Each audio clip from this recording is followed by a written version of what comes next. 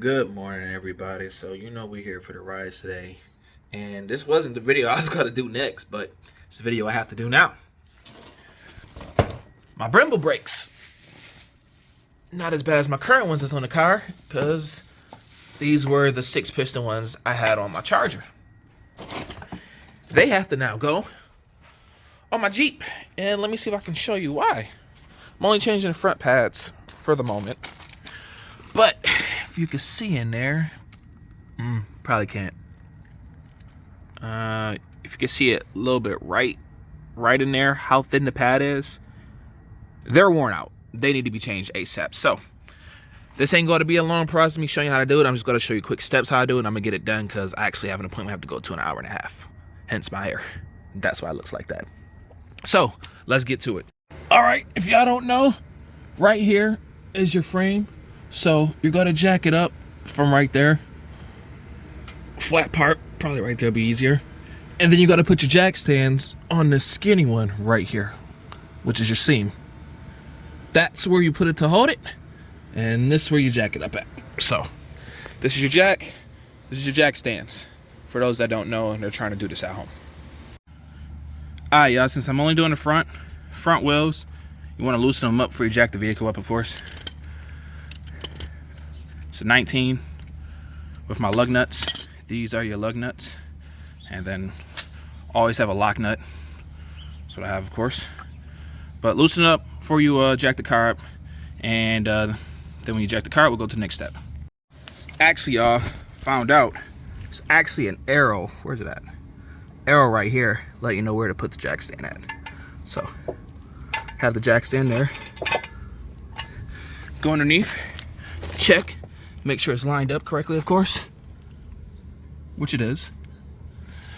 Then we're going to lower the actual hydraulic jack now so I can go to the other side. Come out. And lower it slowly. Don't drop it, even though you have it there. Ooh, hands too sweaty. All right, y'all, so on the back of this is this bolt here goes through like that, through a bracket, which is now over there, and 2 pins, well, these were the ones that was in it, that go here and here. This bolt on the back takes a 13 millimeter, so get yourself, where's mine at? It fell off somewhere. Get yourself a 13 millimeter to remove the back. You gotta go to your right facing it, because technically if it was facing you, it would have been lefty-loosey, like everything's lefty-loosey, but you gotta go to your right, so this way. For the pins, you gotta get yourself a punch, or I found it easier with a punch. You gotta get a hammer, mallet, whatever. You gotta put them here, and you gotta start hitting it till you knock the pins out. You're probably gonna have a lot of brake dust on it like this. From what I found out, once you get them all the way through, just start pulling on the back of the bottom one, and then the clip will pop up, and then you can pull this one out, of course, after you remove the main bolt first. Also, if the main bolt stuck for you, put one of the pushes through the back side of it after you remove the bolt, hit it this way to make it come out, and that should pretty much loosen everything up so you can start to remove the caliper. All right, y'all, so after you slide your brake pads out, you want to definitely make sure you kind of got it compressed. Use something to compress it. Put one brake pad in, then compress that side. Then compress this side. It's got to uncompress this side. Then you slide the other brake pad in, or however you necessarily do it. It's kind of like a puzzle a little bit, but it's not too difficult once you kind of figure it out. If you need to, without scratching your rotors, you can use a screwdriver or something, especially if you got to keep using the rotors, and just put it into the metal part of the piston itself while you compress it. And once you're done doing that, you just do everything in reverse to put it back on. So also, not much, but I use a little bit of lube. This is what I use for motorcycle chain, but a little bit of lube to put these pins back through, these push pins back through. And had to stretch the clamp right here above it, pull it down, put the other one through, grab the punch, put it behind it, hit it to knock it through and get it stable.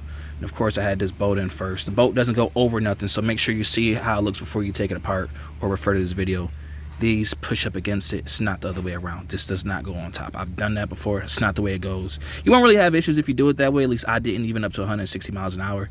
But yeah, just do it the right way if you can. Other than that, I'm about to put the wheels back on and pretty much finish out the video.